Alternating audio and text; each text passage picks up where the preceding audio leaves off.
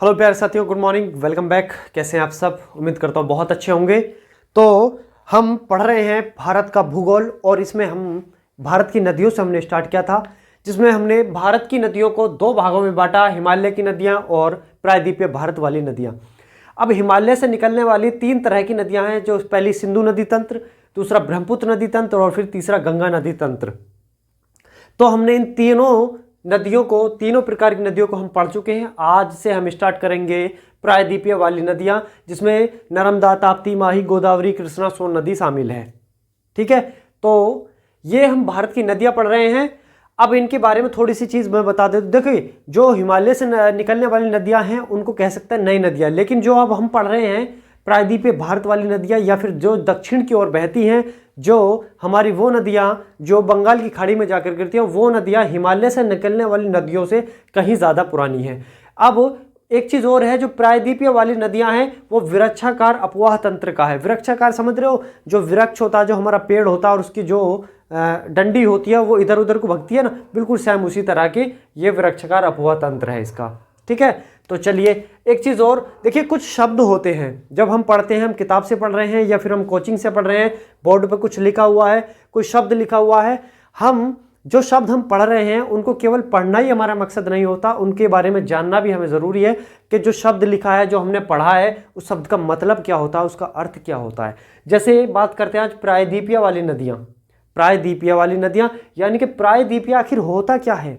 इसमें बहुत सारे ऐसे वर्ड हैं, ठीक है, कि उन वर्डों का हमको मतलब तो पता नहीं है, लेकिन सिर्फ वर्ड पढ़ा लिख लिया और उसको रट लिया। हमें रटना नहीं है, हमको समझना है। देखिए, प्रायद्वीपीय का मतलब क्या है? प्रायद्वीपीय से मतलब है कि वो स्थान जो तीनों तरफ से पानी से घिरा हुआ। प्रायद्वीप के मतलब है जो स्थान तीनों तरफ से पानी से घिरा हुआ। ऐसा ही हमारा दक्षिण भारत है। इधर किससे घिरा हुआ है?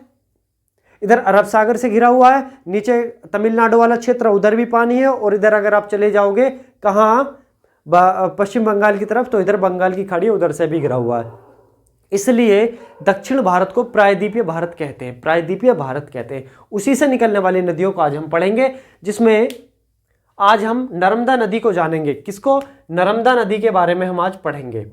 लेकिन उससे पहले एक छोटा सा इंट्रो ले लेते हैं, कुछ छोटा सा इंट्रो। जैसे कि ये नोट आप देख रहे होंगे, हम वीडियो को अब शुरू कर रहे हैं, जो हमें पढ़ना है उसको हम शुरू कर रहे हैं।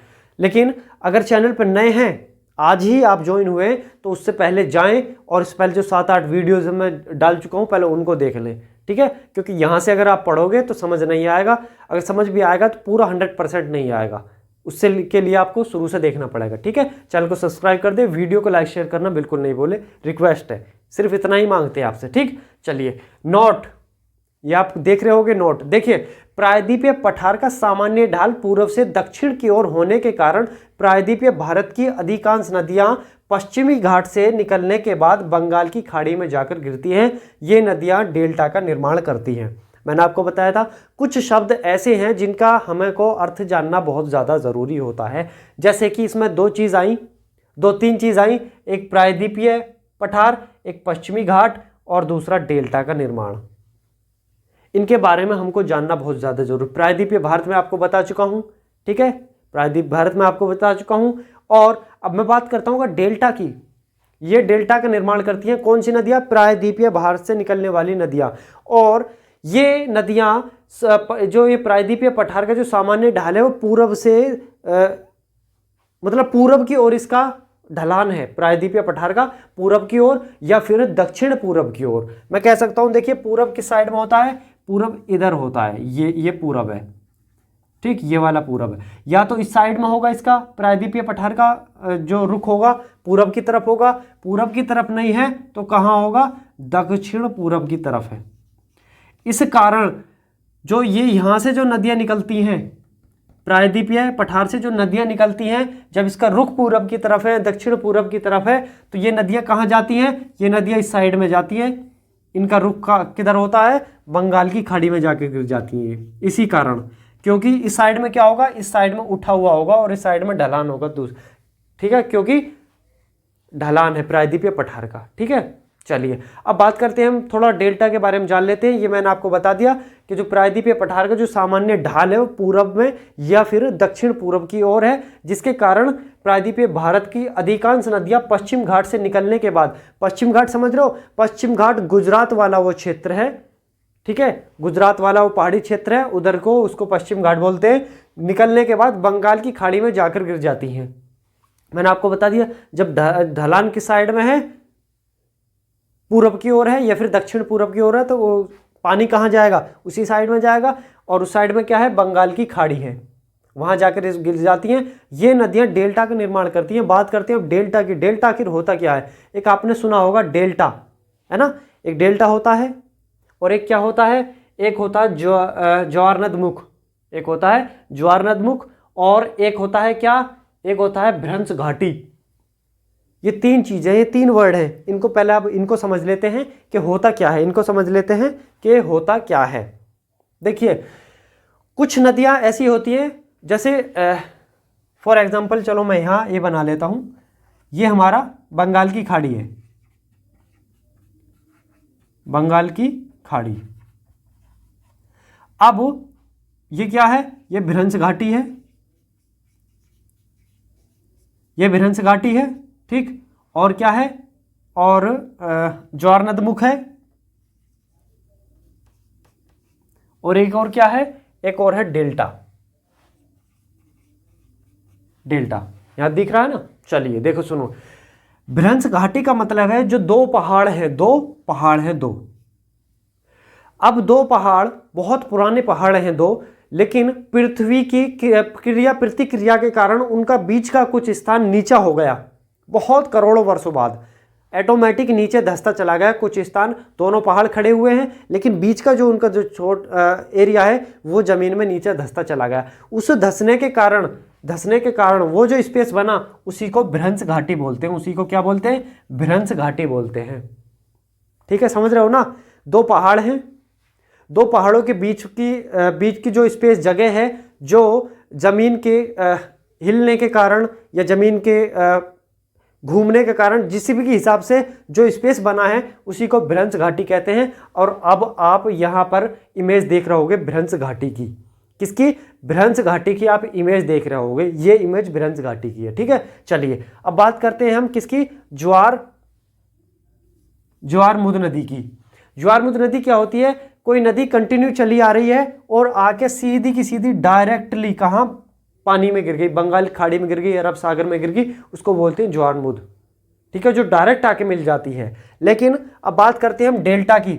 डेल्टा की देखिए, डेल्टा जो नदियां बनाती हैं वो ऐसी नदियां होती हैं जो अपने साथ में गंदगी लेकर आती हैं, कचरा लेकर आती हैं, मैदानी भागों से आती हैं, और आने के बाद क्या होता है, उनका कचरा जम जाता है, एक जगह जम जाता है, या फिर मैं कह सकता हूं कि मैदानी भागों में प्रवेश करा, जैसे मिट्टी लेकर आए, रेत लेकर आई नदियां अपने साथ में, मैदानी भागों में प्रवेश कर लिया, तो उनकी क्या हुआ, या फिर रफ्तार कम हो गई नदियों की, जो बहुत तेजी के साथ मारी हैं, अपने साथ में कण लेकर आ रही हैं, रेत लेकर आ रही हैं, जो भी लेकर आ रही हैं, और फिर रफ्तार कम हो गई, तो फिर क्या होगा, फिर ये होगा कि जो चीज़ साथ लेकर आ रही है वो जमुना इकट्ठी हो जाएंगी, है ना। जैसे यहाँ से नदी आई और कुछ कण यहाँ हो गए, ऐसे कुछ कण यहाँ हो गए। अब जो ये जो इकट्ठा जमा हुआ है, गंदगी है, जो भी चीज़ है, कण है, पत्थर है, बालू है, रेत है, अब जो इसके बीच का जो स्पेस बच रहा है, ये वाला स्पेस, यहाँ से पानी निकलना शुरू हो जाएगा। ठीक है, यहां से पानी निकल जाए, जो भी जगह जो कचरा है, जो ढेर है, उसके बीच का जो भी जगह स्पेस बनेगी, जो भी वहां से जब पानी निकलेगा उसी को हम डेल्टा बोलते हैं। और यही पानी निकलकर कहाँ आता है, यही पानी निकलकर बंगाल खाड़ी, अरब सागर में गिर जाता है। ठीक है, ये वही अरब सागर की तरफ डेल्टा नहीं बनता, बंगाल खाड़ी में बनता, तो वहां आके गिर जाता है। ठीक है, इसको बोलते हैं डेल्टा। चलिए, उम्मीद करता हूं आपको समझ आ गया होगा। चलिए, अब अपवाद है नर्मदा ताप्ती। नर्मदा ताप्ती ये अपवाद हैं। ठीक है, कौन कौन से, नर्मदा व ताप्ती। क्या कैसे अपवाद हैं, हम बात कर रहे हैं प्रायद्वीपीय भारत की नदियों की। प्रायद्वीपीय भारत की नदियों, ये वो नदियां हैं जो किधर जाके, पूरब की ओर जाके गिरती हैं, पूरब की ओर, यानी कि बंगाल की खाड़ी में। लेकिन ये अपवाद क्यों है, ये अपवाद ये हैं, ये पश्चिम की ओर बहती हैं। प्रायद्वीपीय भारत वाली वो नदियां हैं जो पश्चिम की ओर बहती हैं और अरब सागर में जाके गिरती हैं। कौन सी, नर्मदा व ताप्ती नदी दो। ये अपवाद है। बहुत सारे प्रश्न, बहुत सारे एग्जामों में प्रश्न आया, बहुत ही ज्यादा सारों में, तो इसको याद रखें। ठीक है, चलिए अभी स्टार्ट करते हैं। जो मेन पॉइंट हमारा, नर्मदा नदी। नर्मदा नदी, बहुत ही मध्य प्रदेश के अंदर बहुत ही ज़्यादा नामी ग्रामी नदी है नर्मदा नदी। आस्था जुड़ी हुई है इस नदी से मध्य प्रदेश की, और केवल मध्य प्रदेश की नहीं, पूरे भारतवर्ष की इससे नदी से आस्था जुड़ी हुई है।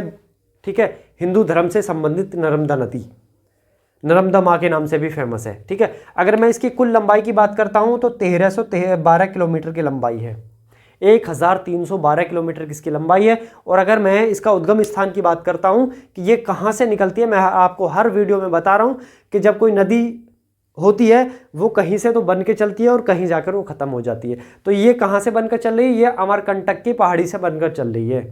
अमरकंटक की पहाड़ी, और जिला की बात करता हूँ तो अनूपपुर जिला है, मध्य प्रदेश का अनूपपुर जिला है, और अमरकंटक की पहाड़ी है, अमरकंटक की पहाड़ी। अब जो पहाड़ी है तो वो कोई पर्वत भी होगा, वो कोई पर्वत भी होगा, किसी पर्वत की पहाड़ी होगी अमरकंटक। ठीक है, देखिए जो ये अमरकंटक पहाड़ी है मध्य प्रदेश से निकली है, तो जाहिर सी बात है मध्य प्रदेश में ही वो पर्वत होगा। और अगर मध्य प्रदेश में, तो जरूरी नहीं है कि वो केवल मध्य प्रदेश में भी हो, आसपास के किसी और भी स्टेट में हो सकता है, किसी राज्य में हो सकता है। तो ये वो पर्वत है जो छत्तीसगढ़ और मध्य प्रदेश दोनों में है। ठीक है, जो कहाँ है, कौन सा, अमरकंटक की जो पहाड़ी है, जो इसका जो पर्वत है, ये मध्य प्रदेश में भी है, और कहाँ है, और ये छत्तीसगढ़ में भी है। देखो मध्य प्रदेश में जो अमरकंटक की पहाड़ी का जो पर्वत है, इसको क्या कहते हैं, इसको सतपुड़ा बोलते हैं, इस पर्वत को सतपुड़ा पर्वत। लेकिन जब ये छत्तीसगढ़ में पहुंच जाता है, जब ये पर्वत छत्तीसगढ़ में पहुंच जाता है, इसी को क्या कहते हैं, इसी को बोलते हैं मैकाल पर्वत। क्या बोलते हैं, मैकाल पर्वत। और मैकाल पर्वत की ही सबसे ऊंची चोटी अमरकंटक है। समझ आया। एमपी में क्या बोलते हैं, एमपी में सतपुड़ा बोलते हैं, और छत्तीसगढ़ में क्या बोलते हैं, छत्तीसगढ़ में मैकाल बोलते हैं, और मैकाल की ही सबसे ऊंची चोटी है अमरकंटक की पहाड़ी। ठीक है, वहां से नर्मदा नदी निकलती है। और जिले की अगर मैं बात करता हूं तो मध्य प्रदेश का अनूपपुर जिला है, मध्य प्रदेश का अनूपपुर जिला है। ठीक, चलिए अगर मैं बहाव की बात करता हूं, देखिए ये नदी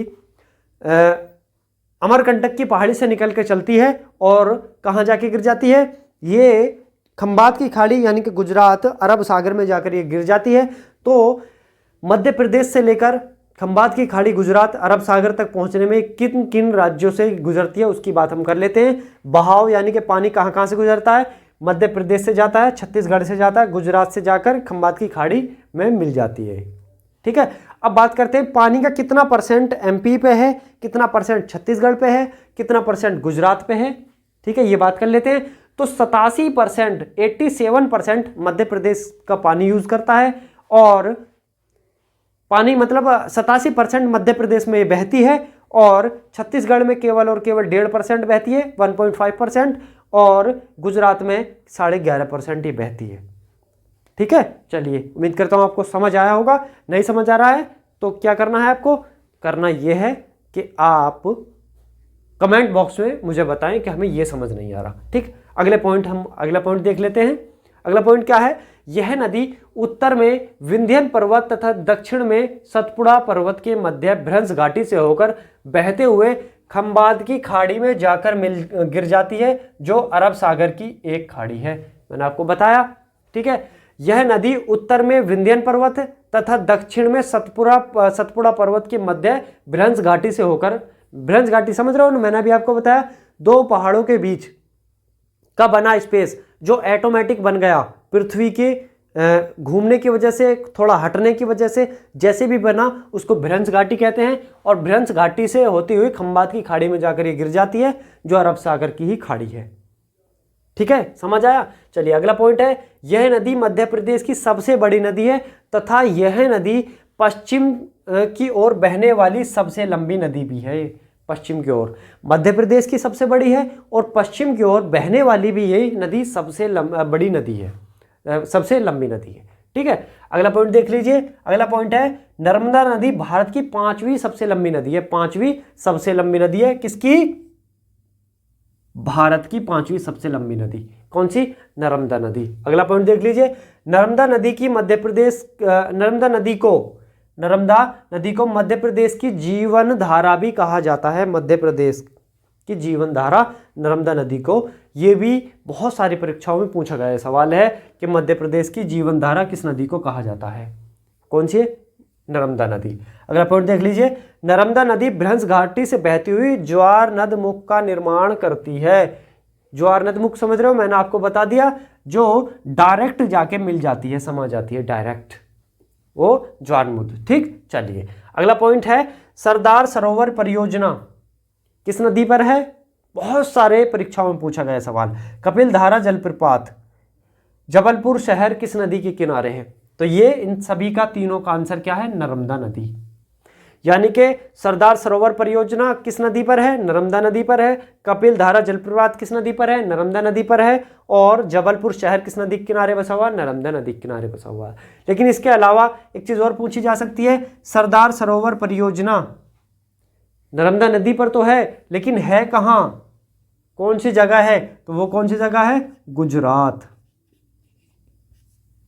ठीक, अब यह भी पूछा जा सकता है, कपिल धारा जलप्रपात नर्मदा नदी पर है, लेकिन कौन सी जगह है? तो इसका क्या आंसर है? मध्य प्रदेश। जबलपुर तो है ही मध्य प्रदेश। ठीक है, चलिए जबलपुर में क्या है? मध्य प्रदेश का क्या है? हाई कोर्ट है। मध्य प्रदेश का हाई कोर्ट कहां है? जबलपुर में है। ठीक, अगला पॉइंट देख लीजिए, नर्मदा तथा सोन नदी अमरकंटक से निकलती हैं तथा दोनों विपरीत दिशा में बहती हैं। अमरकंटक सतपुड़ा पहाड़ी मध्य प्रदेश, मैकाल पर्वत सतपुड़ा पर्वत कहाँ? मध्य प्रदेश। मैकाल पर्वत कहाँ? छत्तीसगढ़। ठीक है, इसकी ऊंची चोटी एक ही पर्वत है, नाम दोनों का अलग अलग है। एक चीज और समझ ले, यह नहीं कि मध्य प्रदेश का अलग पर्वत है और छत्तीसगढ़ का, नहीं, एक ही पर्वत है। इसी पर्वत को क्या कहते हैं? मध्य प्रदेश में सतपुड़ा के नाम से जानते हैं, छत्तीसगढ़ में मैकाल के नाम से जानते हैं। एक एक्चुअल इसकी स्थिति और जान लीजिए, देखो कुछ इस तरह से स्थिति है इसकी, यहां पर एमपी और यहां पर क्या है? यहां पर छत्तीसगढ़ है। ठीक है, और यहीं से इसकी कोई चोटी है जिसका नाम है अमरकंटक, वहां से नदी निकलती है। इसी कारण ये कहां जाकर गिर जाती है? ये खंबात की खाड़ी में चली जाती है। क्यों? क्योंकि ढलान इसी साइड में है इसका। ठीक, चलिए और समझ लीजिए क्या है, क्या पॉइंट था हमारा?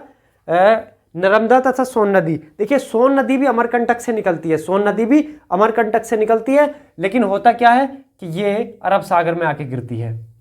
ये इस साइड में बहती है और ये इस साइड में बहती है। दोनों नदी अमरकंटक एक जगह से निकल रही है, लेकिन विपरीत दिशाओं में बह रही हैं। तो विपरीत दिशाओं में बहने वाली अमरकंटक से निकलने वाली कौन कौन सी नदियां हैं? नर्मदा और सोन नदी। नर्मदा और सोन नदी, देखिए ये इस साइड में बह रही है और ये इस साइड में बह रही है। ये भी आप पॉइंट याद रखेंगे। ठीक, चलिए अगला पॉइंट है, नर्मदा ताप्ती व माही नदी पूर्व से पश्चिम की ओर बहती हैं। नर्मदा ताप्ती व माही नदी पूर्व से पश्चिम की ओर बहती हैं। मैंने आपको बताया, अपवाद में बताया था मैंने कि नर्मदा और ताप्ती सबसे ज्यादा पूछा जाने वाला सवाल है। नर्मदा और ताप्ती। प्रायद्वीपीय भारत की वह कौन सी नदियां हैं जो पूर्व से पश्चिम की ओर बहती हैं? इस तरह से सवाल आता है, बहुत सारे परीक्षाओं में पूछा गया है, बहुत सारी परीक्षाओं में। तो वो नर्मदा ताप्ती सबसे ज्यादा। माही नदी बहुत कमी के साथ में पूछा जाता है, लेकिन अगर पूछ ले तो आप इसको भी याद रखेंगे कि माही नदी भी शामिल है, नर्मदा ताप्ती और माही नदी। ठीक, चलिए अगला क्या है? अगला है, अब इसकी हम उपनदी की बात कर लेते हैं। देखिए उपनदी कुछ ज़्यादा कोई खास नहीं है, लेकिन मध्य प्रदेश के अगर कुछ बच्चे हैं जो पढ़ने वाले बच्चे हैं मध्य प्रदेश के, उनके लिए उनके एग्जाम की दृष्टि से इंपॉर्टेंट हो सकते हैं, तो इसके लिए वो भी याद कर ले। ठीक है, अगर मैं बात करता हूँ उपनदी की, नर्मदा नदी की उपनदी, वो नदी जो बाएं साइड से यानी कि लेफ्ट साइड से आके मिलती है, उनमें बरनार है, पंजर है, शेर है, शक्कर है, दूधी, तवा, गंजाल, छोटी तवा, कूंदी, देव, गोई और गार। ये वो नदियां हैं जो नर्मदा नदी में बाएं साइड से आकर मिल जाती हैं। ठीक है, चलिए अब बात करते हैं उपनदी दाएं साइड की। दाएं साइड की उपनदी यानी कि जो राइट साइड से आके मिल जाती है, इसमें हिरन है, तिंदोली है, वरना है, चंद्रकेशर है, चारहेल है, कानर, मान, ऊटी। ये नदियां हैं इसमें जो राइट साइड से आके मिल जाती हैं। एक पॉइंट और है, क्या? एक पॉइंट ये है कि नर्मदा नदी को हम ऐसा भी कह सकते हैं कि भारत को दो भागों में बांटने वाली, भारत को उत्तर और दक्षिण भाग में बांटने वाली नदी भी ये है नर्मदा नदी। क्यों? क्योंकि मध्य प्रदेश भारत के बिल्कुल बीचों बीच स्थित है और ये बीच से ही नदी निकलती है मध्य प्रदेश से। और निकल के ये नीचे नहीं आती, ऊपर नहीं जाती, बल्कि कहाँ जाती है, बंगाल की खाड़ी की तरफ, सॉरी अरब सागर की तरफ, गुजरात की तरफ जाती है। और गुजरात भी कहाँ है मैप में, अगर आप देखोगे भारत के नक्शे में गुजरात किधर है, गुजरात पश्चिम साइड में है, गुजरात पश्चिम में है। तो ये बिल्कुल बीचों बीच चलती है। जैसे अगर आप देखोगे क्या विषुवत रेखा, 0 डिग्री अक्षांश रेखा, बिल्कुल सेम ऐसी तरह से ये बिल्कुल 2 भागों में बांट देती है, 2 भागों में बांट देती है ये नदी। हम ऐसा भी कह सकते हैं, प्रश्नों में पूछा गया है या नहीं ये पता नहीं, लेकिन पूछ सकता है, ठीक है, कि भारत को 2 भागों में बांटने वाली कौन सी नदी है, तो वो कौन सी है, नर्मदा नदी, क्योंकि बीचों बीच से निकलती है, ठीक है। तो चलिए, उम्मीद करता हूं आपको समझ आया होगा। लेकिन हाँ, एक चीज और देखो, एस्चुरी भी आ जाता है कभी कभी लिखा हुआ, एस्चुरी भी लिखा आ जाता है पेपर में इंग्लिश में। तो ज्वार नदमुख को एस्चुरी भी कहा जाता है। एस्चुरी बहुत ही फेमस वर्ड है, इसको भी आप नोट कर लेंगे, ठीक है, समझ लेंगे अच्छे। ज्वार नदमुख का इंग्लिश नाम क्या है, एस्चुरी इसका इंग्लिश नेम है, ठीक है। कुछ और इसमें नहीं छूटा, कोशिश मैंने ये करी है कि ज़्यादा से ज़्यादा मैं इसमें लिखा और मैंने आपको समझाया, कुछ नहीं बचा। अब हम इसके बाद हम क्या पढ़ेंगे, अब हम ताप्ती नदी पढ़ेंगे, और ताप्ती नदी के साथ में हम सोन नदी पढ़ेंगे। कौन सी नदी, माही नदी और सोन नदी, इन दोनों में से कोई और नदी अगली वीडियो में हम पढ़ेंगे। तो चलिए, मिलते हैं अगली वीडियो में, अपना ख्याल रखें और इसको नोट्स ज़रूर बनाते रहें।